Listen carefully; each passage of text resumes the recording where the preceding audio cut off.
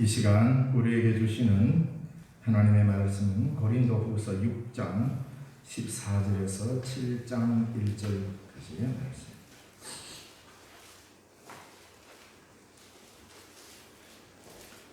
신약성경 292쪽입니다. 고린도후서 6장 14절에서 7장 1절의 말씀을 봉독해 드리겠습니다.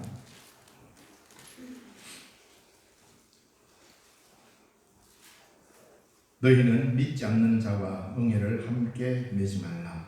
의와 불법이 어찌 함께하며 빛과 어둠이 어찌 사귀며 그리스도와 벨리알이 어찌 조화되며 믿는 자와 믿지 않는 자가 어찌 상관하며 하나님의 성전과 우상이 어찌 일치가 되리요. 우리는 살아계신 하나님의 성전이라. 이와 같이 하나님께서 이르시되 내가 그들 가운데 거하며 두루 행하여 나는 그들의 하나님이 되고 그들은 나의 백성이 되리라. 그러므로 너희는 그들 중에서 나와서 따로 있고 부정한 것을 만지지 말라. 내가 너희를 영접하여 너희에게 아버지가 되고 너희는 내게 자녀가 되리라. 전능하신 주의 말씀이니라 하셨느니라. 그런즉 사랑하는 자들아, 이 약속을 가진 우리는 하나님을 두려워하는 가운데서 거룩함을 온전히 이루어 육과 영의 온갖 더러운 것에서 자신을 깨끗하게 하자. 아멘.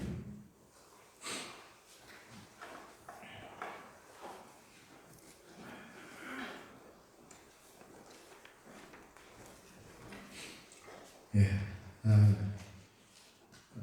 3주 연속으로 우리가 소금으로 빛으로 라는 말씀을 전했습니다. 말씀 가운데 우리가 어느 정도 도덕적 함량을 잘 유지하면 소금과 빛으로 살 수 있다라고 성경은 그렇게 말하지 않는다고 전했습니다. 우리 자신이, 우리 자체가 그리스도와 합하여 그리스도가 하나 되는 이 삶의 과정, 그래서 예수를 담고 삶의 목적이 달라지는 것이 사실은 소금과 빛으로 사는 것입니다. 그리고 하나님께서 우리에게 하나님의 백성으로 불러주셔서 자기의 친백성이 되게 하셨습니다. 하나님의 백성이 되게 하셨습니다. 그러니까 구약 성경에서도 보면 계속 하나님은 불러내시고 자기 백성 삼으시는 이 과정을 계속 해나가십니다. 이스라엘을 한 번만 선택했다 끝나는 게 아니라 그들이 하나님을 배반하고 떠났을 때 또다시 그들을 부르고 그들이 떠나면 또 부르고 또 부르고 이렇게 해서 하나님은 백성들을 아끼면서 계속 자기 백성 삼기를 원하시는 하나님의 모습을 우리가 볼 수 있습니다. 먼저 출애굽기를 우리가 읽어보면 애굽에서 불러내어 가지고 이스라엘 백성들을 광야의 백성이 되게 하셨습니다. 사실 애굽에 있으면 그들은 노예로 살아갑니다. 그런데 애굽에서는 노예들을 일을 시키기 위해서는 잘 먹입니다. 무조건 우리가 일제시대 때에 징용으로 끌려가서 일을 하면서 굶어 죽는 이런 노역하고는 또 다릅니다. 왜냐하면 그 당시는 노예나 이 종이 그 사회를 지탱해내는 굉장히 강력한 하나의 그 힘이기 때문에, 그래서 단순히 자신들의 목적을 위해서 이 사람이 죽어나가든 말든 광산에 밀어넣어놓고 그렇게 아주 무지막지하게 아주 혹독하게 인간 이하로 대접하면서 광산에서 일을 시키던 그 일제 식민지 시대의 일본 사람들이 한 것과는 다릅니다. 그렇다고 해서 노예 생활이 좋다는 건 아니에요. 근데 이스라엘 백성들이 이 애굽은 굉장히 풍요로운 나라입니다. 풍요로운 제국이었습니다. 나일강에서 나오는 이 산물, 비료를 쓰지 않아도 저 아프리카 남부에서부터 흘러서 오는 이 나일강에는 엄청난 영양분이 담겨있는 강물이, 하필이면 애굽 땅, 지금의 이집트죠. 거기 오면은 이집트에는 비도 안 오는데 남쪽 아프리카 중반에 우기 때에 엄청난 비가 쏟아져가지고 그 강물이 막 흘러 넘치면 나일강은 범람을 합니다. 이 나일강이 범람하면 강물에서 내려왔던 새똥이든 이런 그런들이 범람해가 그 넓은 평지에 범람해가지고 있다가 물이 가라앉아서 나갑니다. 그러면 그 땅은 계속 비옥한 땅으로, 그러니까 로마 제국을 먹여 살린 땅입니다. 그 큰 로마 제국에 식량을 갖다 대줄 수 있을 만큼의 곡창지대였거든요. 그런 애굽이라는 나라가 문명을 이루고 애굽 제국을, 이집트 문명을 건설할 수 있습니다. 그러니까 그런 문명을 건설하는데 가장 큰 힘의 운동이 뭐냐면 노예들. 이 노예들을 뭐 그냥 박해만 하고 노예들을 그냥 못 살게 굴면 노예의 노동력이 떨어집니다. 그래서 이집트 사람들이 왜 광야에 나와서 자꾸 애국을 그리워하느냐, 바로 이것 때문에. 하나님께서 이들을 배부른 노예로 사는 것을 하나님 원치 않았습니다. 그래서 성경을 읽어보면 우리 그리스도인들은 무엇을 추구하면서 살아야 하는가를 다시 한번 생각해야 합니다. 하나님은 이스라엘 백성들이 애국 안에 있으면 훨씬 더 자손이 잘 번창할 수도 있었을 것입니다. 그래서 삽시간에 어마어마한 한 부족이 내려갔다가 한 민족이 형성되어 버리잖아요. 고센 땅이라는 걸 살면서 특혜를 누리면서 잘 살았습니다. 비록 힘들기는 하고 벽돌을 구워서 마지막에 요셉을 알지 못하는 왕이 나와서 비판을 받았지만 하나님께서는 이스라엘 백성들에게 해방의 열의를 불어넣어 주시고, 그래서 이들을 애굽의 고기가마 곁에 노예로 살도록 버려두시지 않고 광야의 척박한 땅에 자유로운 백성으로 살기를 하나님 원하셔서 그들을 애굽에서 불러냈습니다. 아마도 민족의 정체성을 흐트리면서 그래 막 이제 이래 됐는 거 그냥 우리 애굽 사람처럼 살자 이러면서 하나님의 약속도 잊어버리고 그냥 애굽처럼 살고 애굽 사람들과 같이 살고 동화돼 가지고 애굽 사람인 척하면서 그냥 계속 살아버리면 잘 먹고 잘 살 수는 있었을 것입니다. 그런데 그들에게는 하나님의 약속이 사라집니다. 그래서 하나님께서 그 약속을 지키시기 위해서 약속의 백성이기 때문에 그들을 불러냅니다. 출애굽을 시킵니다. 그래서 애굽의 고기가마 곁에서 배부른 노예로 사는 것보다 광야에서 삶을 개척해가는 배고픈 자유인으로 불러주셨습니다. 그렇다고 해서 하나님께서 그 백성을 그냥 내팽개치고 광야로 불러내놓고 너희들 알아서 마음 놓고 먹으라 마음대로 살아라 한 것이 아니라 그들에게 가나안을 약속해 주셨습니다. 그냥 광야로 내몬 것이 아니라 가나안이라고 하는 약속, 이 약속을 다시 상기시켜 줍니다.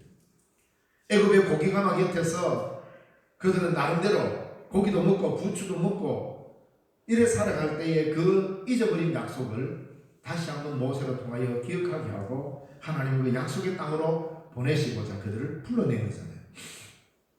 아브라함에게 약속했고 이삭에게 약속했고 야곱에게 약속한 것을 백성들에게 가르치고는 이 백성들이 나오게 된 겁니다.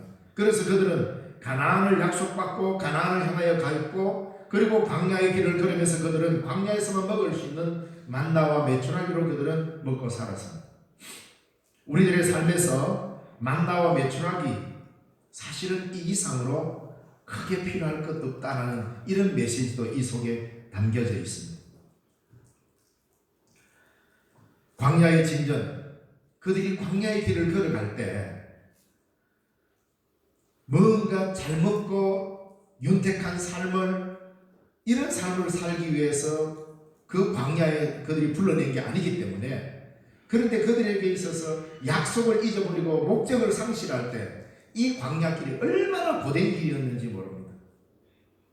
모세야 고기 먹고 싶다 뭐 이러면서 계속 불평을 하지 않았습니까? 하나님께서는 그들에게 먹이시고 입히시면서 약속의 땅으로 이끌어 가신 그 약속을 해주셨음에도 불구하고 항상 눈앞에서 일어나는 불편함 때문에 원망하고 불평하다가 그들은 그 길에서 많은 실패를 경험합니다. 오늘 우리들의 신앙의 광야 행진에서 하나님께서 과연 원하시는 것이 무엇일까? 우리가 이 세상에 살 동안 하나님께서 우리에게 원하시는 것이 무엇일까? 왜 우리로 예수 믿게 했을까? 왜 하나님께서 우리를 하나님의 자녀로 삼으시고 그의 백성이 되게 하셨을까? 사실 이런 고민을 좀 하면서 살아야 되는 게 그리스도인입니다. 하나님 왜 나를 불렀을까? 몇 번을 물어봐도 사실은 답은 하나입니다. 레위기 19장 2절과 베드로전서 1장 16절 말씀에 내가 거룩하니 너희도 거룩하라. 이건 하나님은 우리를 부르시고는 이 세상 사람들과 동일하게 살기를 원치 않으시고 우리로 하여금 거룩하게 살아가게끔 거룩하게 살도록 거룩한 자가 되게 하기 위해서 부르셨다는 말입니다. 그래서 성경에는 오늘 본문에서도 너희 거룩함을 온전하게 이루라고 말합니다. 거룩함을 온전히 이루라. 대충 살지 말고 온전하게 살아라 라고 말씀하십니다. 마태복음 5장 48절에 하늘에 계신 너희 아버지의 온전하신 것 같이 너희도 온전하라. 온전이라는 말이 거룩이라는 말과 같은 말입니다. 거룩은 구별된 성격이 굉장히 강합니다. 죄악의 세상에서 구별된 자로서 하나님 쪽으로 구별된 자의 이 성격이 굉장히 강한데 온전이라는 말은 더 나아질 수 없는 최상의 상태라는 이런 의미죠. 그러니까 하나님의 온전하신 것 같이 너희도 온전하라. 표준을 하나님께 들어 이 말입니다. 감히 우리 인간이 표준을 하나님께 둘 수 있겠습니까? 그런데 하나님께서는 그렇게 말합니다. 내가 온전하니 너희도 온전하라. 예수님께서는 하늘에 계신 너희 아버지의 온전하신 것 같이 너희도 온전하라. 물론 우리 힘으로 거룩하게 되는 것은 아닙니다. 그리스도인이 거룩하게 사는 것은 구원을 얻기 위해서가 아니라 그리스도께서 우리에게 구원을 베풀어 주셨기 때문에 우리가 그리스도를 따라 순종의 거룩한 삶을 살아가야 하는 것입니다. 이것을 우리 장로교 시조 종교개혁가 있던 칼뱅이 성화라고 이야기했습니다. 하나님께서 우리를 그리스도를 통하여서 의롭다고 인정해 주셨습니다. 우리가 의로운 상태가 된 게 아니라 우리는 여전히 죄인임에도 불구하고 하나님께서 예수 그리스도를 통하여 우리를 보니 우리가 의인이더라는 겁니다. 그래서 우리를 의롭다고 인정해 주셨습니다. 의롭다고 인정함을 받았으면 그 인정함 받은 것에 감사하는 마음으로 우리는 하나님의 뜻을 따라 거룩한 삶을 살도록 하나님을 닮아 살도록 부름을 받은 것이기 때문에 삶의 방향을 그렇게 정하고 살아가야 한다는 말입니다. 거룩하게 살아야 구원받는 게 아니라 이미 저와 여러분은 구원을 얻었기 때문에 거룩하게 살아야 하는 것입니다. 구원은 죽어서 간다 라고 하는 이 말은 구원은 미래의 구원이 완성된다라는 차원으로 설명할 때 죽어서 천당 간다라는 표현을 쓸 수 있습니다. 그러나 구원은 더 구체적으로는 구원은 현재적입니다. 이미 여러분은 구원 받은 겁니다. 많은 사람이 그래서 아이고 내가 받은 이 구원에서 내가 구원 못 받으면 어떡하지? 그리스도의 사랑에서 이 세상의 그 어떤 피조물도 그리스도의 사랑에서 끊을 수 없느니라. 이 말씀이 우리를 보증해 주고 있지 않습니까? 그렇기 때문에 우리는 거룩하게 살도록 혼신의 힘을 다해야 된다 이 말입니다. 오늘 우리들의 믿음의 현실과 2000년 전의 고린도 교회의 믿음의 현실과 크게 다르지 않음을 오늘 본문을 통하여서 볼 수 있습니다. 오늘 본문은 고린도의 어떤 그리스도인들이 여전히 불신자들과 이교도들의 관습을 가까이 함으로써 믿음을 오히려 양보해 버리려고 하는 이런 사실을 두고 사도 바울은 염려하고 있었던 것입니다. 왜냐하면 고린도 사회는 오늘날 우리들의 이런 과학적인 이런 세상이 아닙니다. 이 고린도라고 하는 도시는 굉장히 우상이 막 넘치는 것이고 시장에 나가도 전부 파는 물건들은 전부 다 우상에게 절하는 어떤 제사를 드린 이런 곡식들, 고기들을 갖다 팔고 그래서 우상과 거리를 두고 살려면 살 수 없을 만큼 그런 우상으로 아주 충만한 도시였습니다. 그런 도시에 사는 그리스도인들이 만약에 그들과 따로 산다 그러면 세상 밖으로 나가야 되는 삶이죠. 그러나 그 세상의 여러 가지 일들이 이 고린도 교인들에게 아주 심각한 영향을 많이 미쳤습니다. 야, 이거 예수 믿고 사는 게 이게 너 이렇게 하니까 힘든데 적당하게 타협하자. 이래서 이교도들의 풍습을 교회로 받아들이고 우상을 숭배하는 것 그냥 눈 감아주고 이러면서 교회도 너무 예수 빡빡하게 믿을 필요 있나? 이겁니다. 고린도 교회가 지금 갖고 있는 큰 심각한 위기는. 그래서 예수 믿는 거 맞다. 우리도 예수 믿고 살잖아. 예수 믿으면서 뭐 그래 흔히 경상도 말로 뭐 그래 빡시게 예수 믿을 필요 뭐 있노? 대충 눈치 보면서 적당하게 믿자. 이게 고린도 교회에 파고 들어온 겁니다. 그래서 사도 바울은 정신없는 소리 하지 마라 이렇게 이야기하고 있는 게 오늘 본문입니다. 그러니까 당연히 바울의 입장에서는 믿음을 양보해버리면서 고린도 지역에 차고 넘치는 우상과 이교도 문화를 설정이 받아들이는 이런 거를 용납할 수 없지 않습니까? 예수께서 십자가에 못 박히신 것이 눈에 선한데 어떻게 그렇게 살 수 있겠냐는 거죠. 우리의 믿음이 세상에 영향을 끼치려면 반대로 우리가 믿는 예수, 내가 믿는 하나님의 백성으로서 내가 믿는 예수를 세상에 전하려면 이것을 역류시킬 수 있는 힘이 있어야 된다는 겁니다. 세상에 이것이 차고 들어올 때에 괜찮네 하고 그냥 수용하는 것이 아니라 이것을 도로 토해내고 도로 밀어낼 수 있으려면 역류시키는 힘이 필요한데 그게 뭐냐? 그것이 바로 하나님의 교회로서의 거룩함이다 이렇게 해야 합니다. 교회의 거룩함을 상실해버리면 밀려오는 세상의 파고를 밀어낼 수 있는 힘을 상실한다는 겁니다. 그러다 그게 그냥 덥석 파묻히고 말고 나중에는 이게 그리스도인인지 아닌지 구분이 안 갈 만큼 바뀌어버린다는 거죠. 적당한 믿음으로는 소금으로 빛으로 살 수가 없습니다. 오늘 본문에 보면 너희는 믿지 않는 자와 멍에를 함께 매지 말라 이렇게 이야기합니다. 그러면서 동시에 14절에 의와 불법이 어찌 함께하며 빛과 어둠이 어찌 사귀며 그리스도와 벨리알이 어찌 조화되며 믿는 자와 믿지 않는 자가 어찌 상관하며 하나님의 성전과 우상이 어찌 일치되리요. 대조를 시키면서 계속 말하고 있지 않습니까? 멍에를 함께 매다라는 이 구절은 종류가 다른 두 짐승을 한데 묶어서 밭을 갈게 하는 이중멍에를 말하는 것입니다. 율법에도 금하고 있습니다. 그러니까 이쪽에는 말을 묶고 이쪽에는 뭐 소를 묶어서 이렇게 어떻게 보면 똑같이 힘을 쓰는 것 같지만 그렇게 할 경우에는 밭 가는 게 쉽지 않습니다. 그 각각의 동물의 특성 때문에 그렇게 하면 소와 말의 힘을 동시에 빌릴 수 있을 것 같지만 그렇지 않습니다. 바로 이런 이중멍에를 말하는데 불신자와 가깝고도 지속적인 관계는 큰 위험을 감수해야 된다 이 말입니다. 그러므로 우리는 불신자와 함께 교제하는 것 자체를 금지하라 사도 바울도 그렇게 말하지 않았습니다. 그러나 살아가야 될 삶의 목적이 다르지 않느냐 이 말입니다.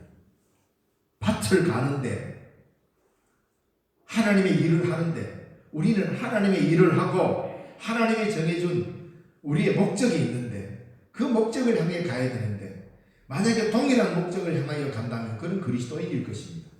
그런데 그리스도인이 아닌 사람은 그리스도인과 같은 목적으로 일할 수가 없게 되어 있습니다. 그것은 빛과 어둠을 함께 두려고 예서는 것만큼이나 모순되는 일이라고 말합니다.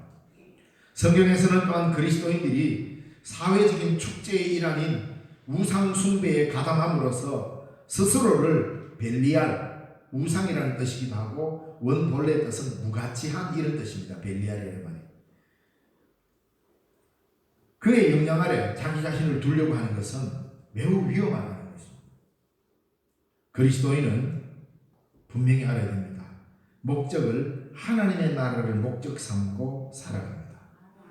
그런데 불신자들은 이 땅의 부여와 제국을 건설하려고 합니다.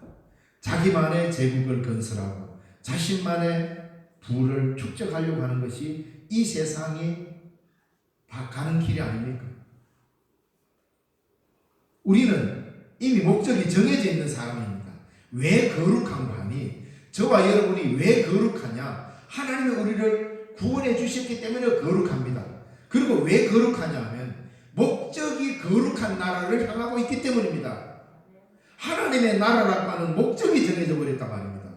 그 목적이 우리를 거룩하게 하는 것입니다. 그러니까 내가 인간적으로 예수 딱 믿는 순간 머리부터 발끝까지 뭔가 자동으로 쫙 이렇게 내 존재 자체가 거룩하게 쫙 바뀌는 게 아니고, 예수를 믿는다라는 것은 예수님과 동일한 목적을 갖고 하나님의 나라를 목적을 하며 하나님의 나라만을 향하여 걸어가고 있다는 말입니다. 그러니까 그 목적을 향하여 걸어가는 그 길 자체가 거룩한 길입니다. 그것이 바로 우리를 거룩하게 하는 것입니다. 우리가 이 목적을 상실해버리면 아무리 뛰어난 경건성과 종교성을 가지고 있다 하더라도 그는 거룩한 게 아니란 말입니다. 그럴듯한 목소리 착 깔고 걸음걸이 좀 굉장히 무게 있게 걷고 어깨 힘 좀 딱 주고 폼 잡고 이게 카리스마고 이게 거룩입니까? 아니라는 말입니다. 내가 가야 될 삶의 목적이 하나님의 나라가 아니면 그 어떤 것으로도 인간은 거룩한 길을 걸을 수 없게 되어 있습니다. 바로 하나님이 우리를 부르신 이유는 이 땅에서 이 목적을 상실하지 않고 이 목적을 향하여 걸어가라고 우리를 부르신 것입니다. 오늘 성경은 우리가 무슨 목적으로 세상과 구별되어야 하는지를 가르쳐주고 있다 이 말입니다. 17절 말씀에 그러므로 너희는 그들 중에서 나와서 따로 있고 부정한 것을 만지지 말라. 내가 너희를 영접하여 너희에게 아버지가 되고 너희는 내게 자녀가 되리라. 전능하신 주의 말씀입니다. 여러분, 너희가 너희에게 아버지가 되고 너희는 내게 자녀가 되리라. 이것이 완벽하게 이루어지는 것이 어딥니까? 그게 하나님의 나라입니다. 이미 우리는 하나님의 자녀입니다. 이미 우리는 그의 나라를 향하여 있고 하나님이 우리의 아버지시고 우리는 그분의 자녀입니다. 이미.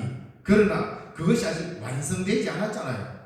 그 도중에 있잖아요. 도중에 있다 하더라도 우리는 여전히 하나님의 나라 안에서 살고 있는 겁니다. 그리고 우리는 삶의 방향을 그의 나라가 옳다, 하나님의 나라가 이 땅에 이루어지기를 간절히 소망하면서 그의 나라를 향하여 길을 가고 있잖아요. 이게 진리의 길이잖아요. 이걸 가장 명확하게 보여주신 것이 예수님의 십자가의 길이지 않습니까? 바로 이 길을 가는데 어떻게 불신자와 함께 갈 수 있겠어요? 목적 자체가 다른데.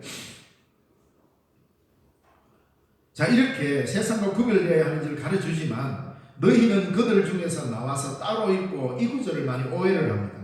그러니까 기독교인들은 이 사회를 등지고 속세를 떠나서 뭐 산속으로 들어가야 된다든가 그런 게 아닙니다.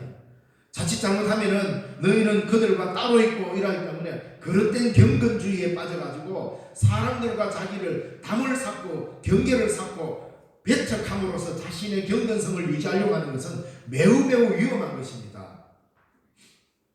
오히려 성경은 우리에게 개방성, 사람을 향하여서는 개방성을 가지지만 그 사람들이 갖고 있는 죄성과 그릇된 것들이 들어오지 못하게 분별하고 닫아야 되는 것이지, 사람 자체를 사귀지 말고, 그래서 너희는 저들을 따로 나와서 따로 있으라 그러니까 우리는 세상 사람들과는 담을 쌓아야 된다. 아니에요. 자칫 잘못하다가는 이 배타주의에 빠지는 그런 핑계가 될 경우 이 본문 말씀이 그냥 성경을 잘못 읽는 겁니다. 그러나 이 본문의 문맥은 그런 의미가 아니죠. 그럴 땐 경건주의에 빠진다든가 사람들을 배척하는 것이 뭐 신앙이 좋은 것인 것처럼 그래요. 인생의 삶의 목적을 불신자와 그리스도인은 같을 수가 없다는 겁니다. 궁극적인 목적이. 물론 이 땅에서 사업을 같이 할 수 있겠죠. 예를 들어서 뭐 마늘 농사 짓는데 예수 안 믿는 집에 농사 짓는 사람이 있어요. 그럼 그거 가서 배워야 됩니다. 그런 거는. 왜? 마늘 농사를 어떻게 잘 지을까라고 하는 이 목적이 같을 때는 같은 목적으로 이야기할 수 있습니다. 그래서 마늘 어느 집에 갔더니 잘하더라. 저 어디 갔더니 사과를 기가 막히게 재배를 하더라. 그런 거는 믿지 않는 사람들과 배워야 됩니다. 우리보다 지혜롭다면. 그런데 인생의 궁극적인 목적을 설정하고 그 목적을 향하여 살도록 부름받은 우리가 인생의 최종적인 하나님의 나라를 향한 궁극적인 목적도 그들과 같을 수가 없다는 겁니다. 그래서 그들과 이런 부분에 있어서는 따로 설 수 있어야 된다. 구별되어야 된다. 이 말입니다. 그래서 너희는 그들 중에서 나와서 따로 있고, 이 본문의 문맥은 그리스도인들이 부도덕한 행동이나 불순한 생각을 남김없이 버려야 한다는 것을 강조한 말입니다. 하나님의 나라의 이 영생함을 이 세상 한가운데서도 이 세상 한가운데로도 몰고 들어가려는 적극적인 말이기도 하죠. 너희는 따로 있으라 하니까 구분돼가지고 사람과 사귀지도 않고 말도 안 하고 이렇게 하는 것이 신앙에 좋은 것인 것처럼 표현하는 게 아니라 반대로 하나님의 나라의 궁극적인 목적을 갖고 하나님의 나라의 능력을 갖고 이 세상 한가운데로 차고 들어가라는 말입니다. 그것이 바로 이 세상과 나를 구별시키는 겁니다. 따로 있는 겁니다. 이걸 적극적으로 우리가 이 말씀을 받아들입니다. 거룩함 혹은 구별된 그리스도의 삶은 단번에 또한 이루어지는 것도 아닙니다. 꾸준히 이루어가야 할 과정인 것입니다. 그래서 거룩함을 이루라.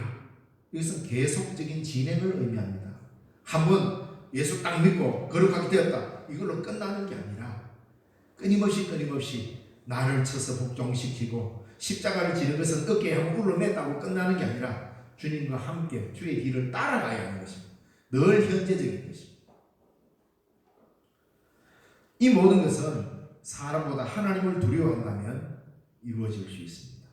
우리는 이 세상에서 사람들의 시각을 의식하고 사람들의 눈을 너무 의식하다가 보니 하나님을 두려워하는 눈길을 잃어버립니다. 그러면 우리는 결코 하나님의 나라의 목적에서 살아갈 수가 없습니다.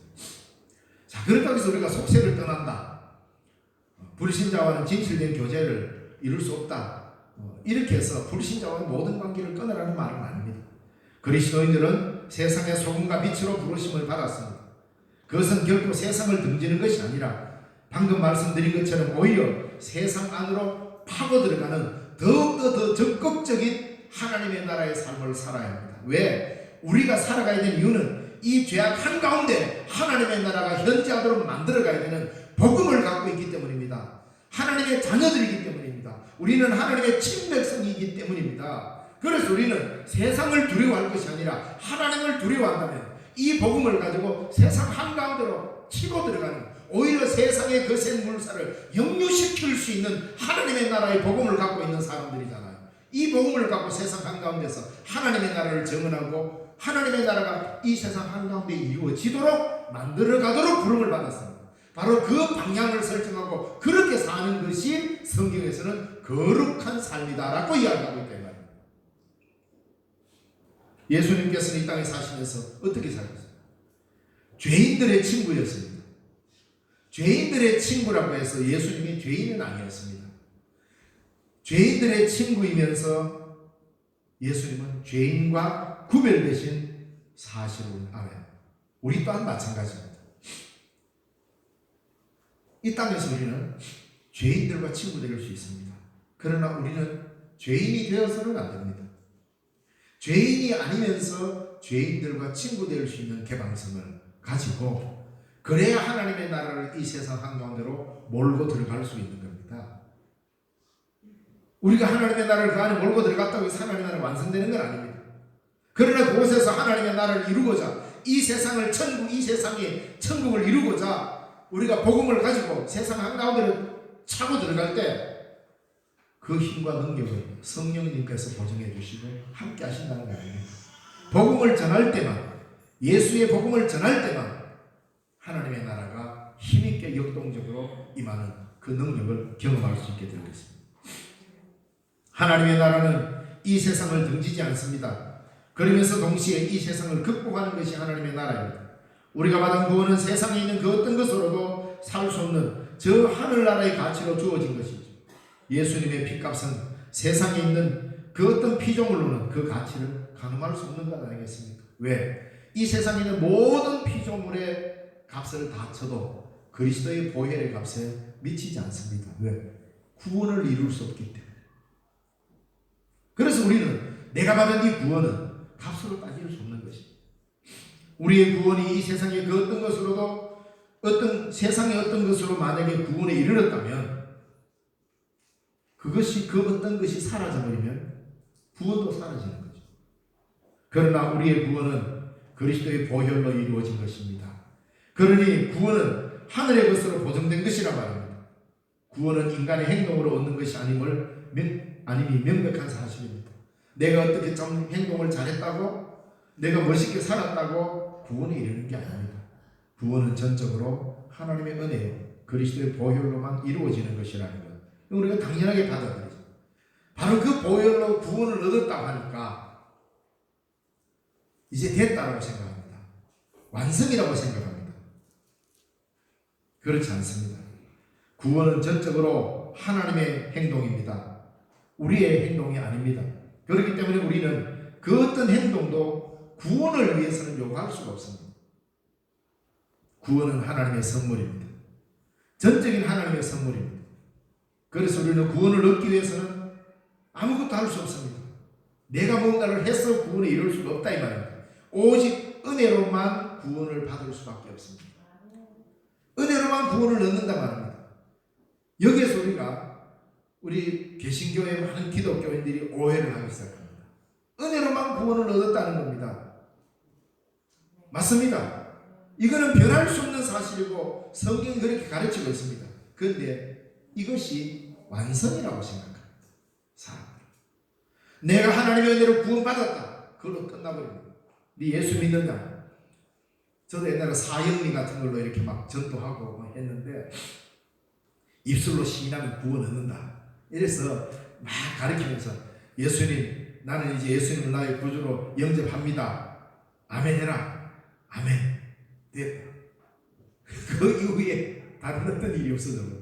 그걸로 끝나버립니다. 완성된 걸로 생각합니다.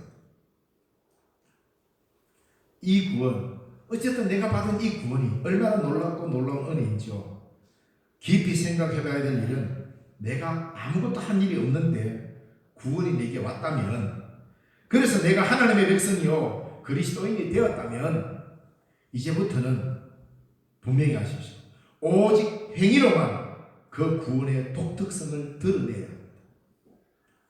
나의 어떤 행위도 구원에는 포함되지 않았습니다.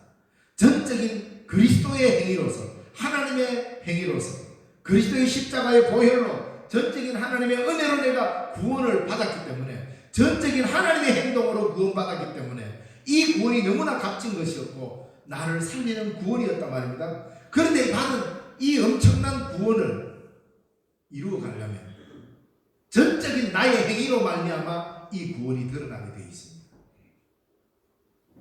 그래서 이제는 내가 오직 행위로만 이 구원을 살아가야 되는 삶의 책임이 저와 여러분 앞에 놓여져 있는 겁니다. 이 책임을 자꾸 사람들은 회피하면서 이제 나는 주여 믿습니다 했기 때문에 됐다, 그걸로 끝, 이라고는 그리스도인의 성화의 삶과 거룩함을 이루려고 하는 하나님의 부르심의 목적에 따라 살지 않고 이미 이제 구원은 남은 당상이고 하고는 이미 이제 구원을 받았기 때문에 그 구원에 대해서는 생각할 필요가 없고 이제는 내 마음대로 살아요. 그러다 보니 그리스도인이 하나님의 나라를 이루는, 하나님의 나라를 향한 목적된 삶, 목적을 잃어버려요. 되기는 됐는데 어디로 가야 할지 모르는 목적을 상실한 그리스도인이 되어버렸단 말입니다. 그러다 보니까 목적이 없으니까 어떻게 행동하며 살아야 되는지에 대한 가치 기준도 없습니다. 뭐 적당하게 도덕적으로 이웃 좀 도와주고 그저 뭐 이렇게 살면 안 되겠다, 그런 생각을 하고 많이 삽니다. 이제 우리는 오직 우리들의 행위로서만 그 구원의 독특함을, 그리스도인이 받은 구원은 이렇게 독특한 거야라고 하는 것을 우리들의 행동으로 드러내야 됩니다. 그래서 행동하지 않는 그리스도인은 싸구려 은혜에 중독된 자라고 본의 부목사님은 경고했습니다. 거룩하게 살아야 할 행동을 마치 율법인 것처럼 치부하고 아무것도 안 하고 복만 받으면 하늘나라 가는 것으로 오해하지 않았는지 다시 한번 우리는 깊이 생각해 봐야 합니다. 그리스도인으로서 내가 힘쓸 일이 무엇인가? 하나님의 예나를 불러주셨을까? 하루에 한 번 이상은 하나님의 예나를 불러주셨을까? 하나님의 왜 나를 그리스도인 되게 하셨을까? 한 번쯤은 물어보는 것도 괜찮습니다. 그게 기도 아닙니까? 주님, 저를 부르신 이유가 이것인가요? 그래서 하나님의 나라를 향한 목적을 상실하지 않고 그걸 내 기도 제목에다 놓고 그렇게 살아가요. 그래서 목적이 확실하죠. 옛날에 무슨 책이 나왔죠. 목적이 이끄는 삶인가 그 책은 그 책은 제가 크게 추천하고 싶지는 않습니다. 그 목적과 우리가 지금 이야기하는 이 목적과 조금 삶을 좀 다르게 봐요. 내가 하나님의 백성으로 부름받았다는 것 자체가 이미 목적이 설정된 겁니다. 하나님의 나라, 그저 단순히 죽어서 천당 가는 것만이 내 목적이 아니라 그 하나님의 나라, 하늘에 있다고 하는 초월적인 하나님의 나라를 왜 이 땅에 현실적으로 이룰 수 없는가? 이건 좀 고민하며 살아야 된다 이 말입니다. 그리스도인들이 다 죽어서 가는 천당만 자꾸 생각하니까 이 땅에 하나님의 나라를 이루는 목적의 삶을 살지를 못해요. 아마 이래 있다가 죽으면 천당 가면 되지. 이래 살고 있지 않아요? 이래 돼버리니까 왜 우리가 살아가는 이 세상 한가운데는 하나님의 강력한 통치가 이루어지고 하나님의 나라가 현재적으로 막 임하는 이런 일들이 왜 안 일어나는가? 그건 우리가 그렇게 목적하지 않고 살기 때문입니다. 왜 하나님의 나라는 예수님이 땅에 오시고 뭐라 그랬습니까? 하나님의 나라가 가까이 왔고 회개하고 복음을 믿으라. 이게 뭡니까? 세상 한가운데 던진 하나님의 선언입니다. 이 세상 한가운데 회개하고 복음을 믿으면 그 복음의 놀라운 능력으로 이 땅에 하나님의 나라가 현실적으로 이루어져 간다는 겁니다. 하나님의 나라를 향하여 걸어간다는 겁니다. 그 하나님의 나라가 우리에게 현재적으로 경험될 때 우리는 이 하나님의 나라가 언젠가 하나님에 의해서 완성될 그 나라를 분명하게 보게 될 것입니다. 인간의 힘으로 하나님의 나라를 건설할 수는 없습니다. 이루어질 수도 없습니다.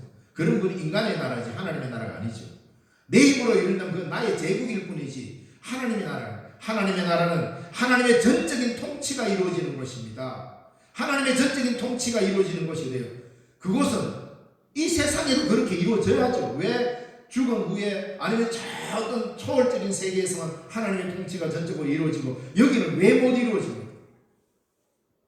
여기서 이루라고 우리에게 예수님이 오셨고 우리에게 복음을 주셨습니다.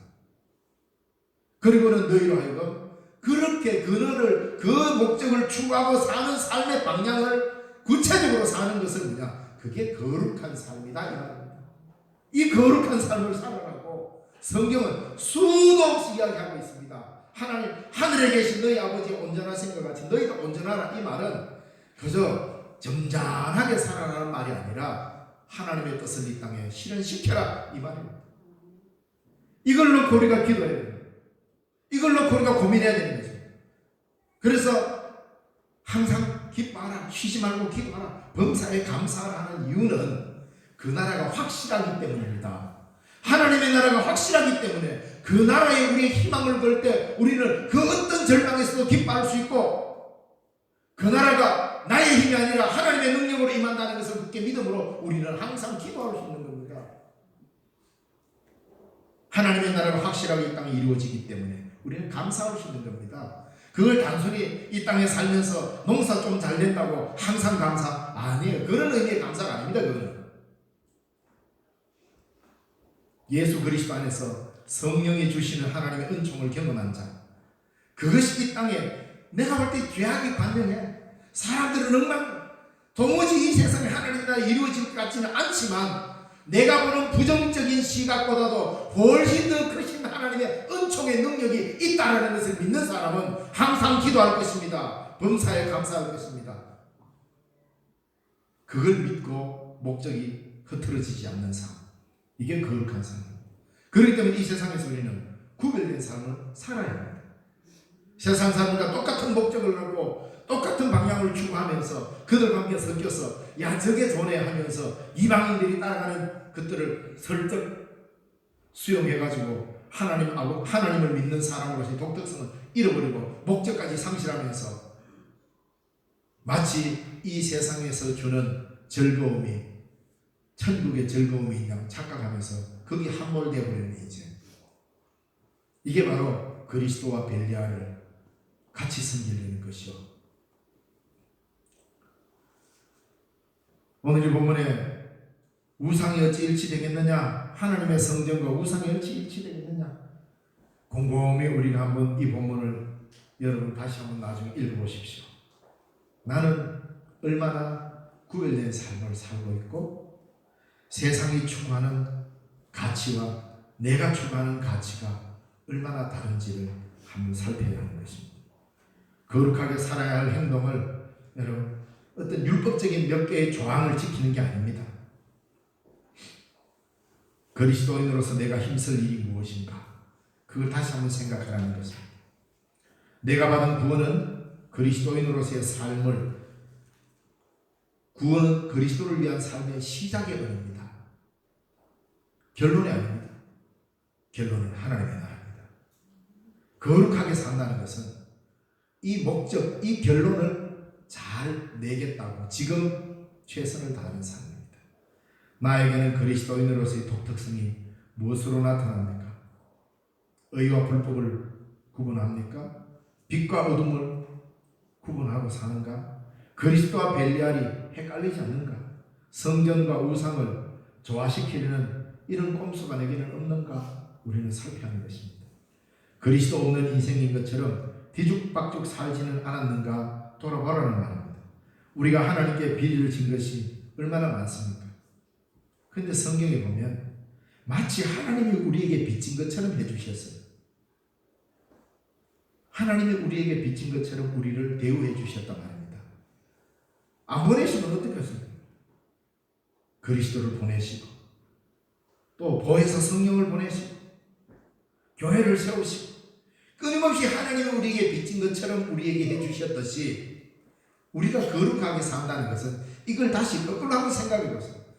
하나님이 거룩하신 분인데 거룩하지도 않는 죄 많은 우리들에게 마치 큰 빚을 지고 있는 것처럼 계속 그냥 주시기만 하셨어요. 그게 하나님의 거룩함이에요. 오늘 우리가 그럼 어떻게 거룩하게 살아가냐? 나도 마치 빚진 자처럼 살아가란 말입니다. 하나님이 우리 인간에게 마치 빚진 것처럼. 사실 빚진 거 없는데 오히려 우리가 빚지고 사는데 하나님이 참 독생자 보내시고 먹이시고 입히시고 교회를 세우시고 보혜사를 보내시고 지금까지 우리를 지키시고 은혜로 구원해 주시고 하나님이 마치 우리 인간에게 빚을 진 것처럼 그렇게 해오셨듯이 우리 또한 마찬가지로 이 땅에 이웃에게 너에게 누구에게 빚진 자처럼 그렇게 살아가라는 거죠. 이게 거룩한 거죠. 이게 하나님을 닮아가는 거룩한 모습이지 않습니까?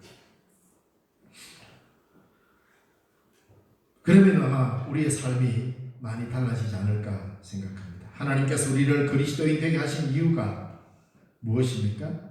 하나님을 두려워하는 가운데 거룩함을 온전히 이루어 정결한 삶을 살게 하기 위함이라고 7장 1절에 오늘 읽은 본문의 말씀을 해주고 있습니다.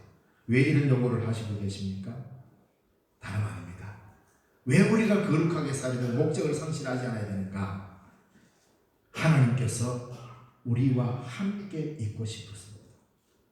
아니 빛난 보석 꾸미놓고 유리바다가 꾸미놓고 예를 들어서 하나님의 나라를 아무리 거창하게 만들어 놔도 거기 하나님 혼자만 있으면 하나님의 나라 되겠습니까? 안 그렇습니까? 이런 생각 한번 해보셨어요? 하나님의 나라에 내가 없다. 하나님의 나라가 아니죠. 하나님의 나라에는 하나님과 나와 함께 있다는 말입니다. 하나님의 나라는 하나님과 우리가 함께 있다는 말입니다. 그래서 하나님의 나라입니다. 그 함께 있음의 공동체성을 오늘 여기서도 함께라는 것을 귀중히 여기고 살아가라는 말이잖아요. 마가복음 3장 14절에 참 귀한 말씀이 있습니다. 이에 12를 세우셨으니 예수님이 제자를 세웠습니다. 이에 12를 세우셨으니 이는 자기와 함께 있게 하시고 또 보내사 전도도 하며 그렇게 말했습니다. 예수님이 12제자를 세운 이유 함께 있고 싶었어요. 하나님이 우리를 택하신 이유 우리와 함께 있고 싶었어요. 그래서 우리를 향하여 너희는 나의 친백성이다. 나의 자녀다라고 말하잖아요. 속썩이고 말 안 듣는 자녀 같지만요. 그래도 밖에 나갔다가 일주일에 한 번씩 집에 오잖아요. 안 좋습니까? 속썩이고 하지만 그래도 아니 자식이 집에 오면 왠지 그래도 기분 좋아요. 그 누구는 그랬다. 아이고 오는 자식 반갑지만 가는 자식이 더 반갑더라 하는 말이 있던데 그거는 뭐 그분의 말이죠. 자녀라는 말은 뭡니까? 나의 자녀는 함께 있음으로써 행복하잖아요. 하나님도 똑같습니다. 하나님의 나라에 우리와 함께 있고 싶었습니다. 그래서 너희는 그 나라를 목적하고 나도 그 나라를 목적하고 있듯이 너희도 이 나라를 목적하고 같이 가자. 그래서 함께 살자는 거 아니에요. 예수님도 12제자를 세우실 때 뭐라고요? 함께 있게 하자. 그 다음 둘째로가 전도하고 그 다음 귀신을 내죠. 이렇게 나옵니다. 그러면서 요한복음 14장 16절에는 또 뭐라고 나오지 않습니까? 내가 아버지께 구하겠으니 그가 또 다른 보혜사를 너희에게 주사 영원토록 너희와 함께 있게 하리니. 함께 있고 하나님의 나라는 함께 있는 나라입니다. 내 혼자 빛난 멜리관 쓰고 저 밑에 누구는 개털 모자 쓰고 있는 나라가 아니에요. 모두가 함께 있는 나라입니다. 에덴을 만드시고 에녹과 노아, 아브라함, 출애굽, 광야, 율법, 선지자, 예수 그리스도 그리고 제자들 이들을 쭉 세우시고 교회를 세워오셨어요. 그 다 뭡니까? 하나님이 우리와 함께 있게 하죠. 하나님과 함께 걷는 것을 최고의 가치로 삼고 하나님이 목적하는 하나님의 나라듯이 우리도 그의 목적에 부합할 때 그 삶을 살 때 그게 거룩한 자가 되는 것이고 거룩한 삶이 되는 것입니다. 하나님과 동행은 거룩한 삶입니다. 거룩하라는 것은 도덕적 깨끗함만이 아닙니다. 삶의 목적을 하나님의 나라로 하나님으로 예수님으로 전적으로 바꾸라는 것입니다. 기도하겠습니다. 살아계신 하나님 감사합니다. 오늘도 말씀을 들었습니다. 하나님이 기뻐하시는 삶을 살도록 저희들을 인도하여 주시고 우리의 삶의 방향이 하나님의 나라를 향하도록 우리를 지켜주옵소서. 예수님 이름으로 기도드리옵나이다.